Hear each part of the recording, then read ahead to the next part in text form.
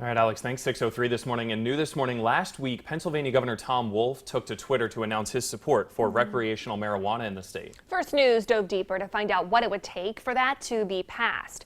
Our weekend morning anchor Connor Kick is live in studio now after speaking to local dispensaries on the process. Connor, what'd you find out?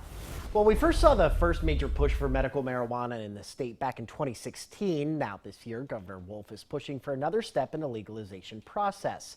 Growers and dispensaries around the western part of Pennsylvania have been anticipating this kind of support for a while now. They say that it's more of a game of when than if at this point.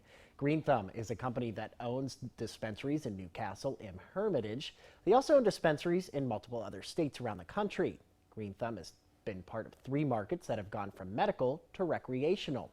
When that happened, Green Thumb saw an uptick in business, in some cases 4 times the amount of sales right out of the gate.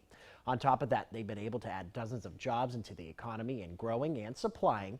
They've been looking at Illinois as the model for what Pennsylvania Recreational's program could look like. Just this year, from January 1st to July 31st, Illinois generated $66 million in tax revenue.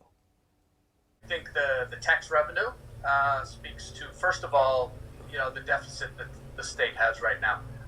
The coronavirus has just decimated so many businesses in the state, and that means our tax base has been depleted. So what is it that can bring it back?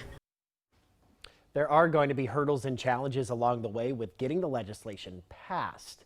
Coming up in our next half hour, I'll tell you what more would have to go into the process of legalization. Plus, I'll give you some numbers of what the current medical business looks like in Pennsylvania.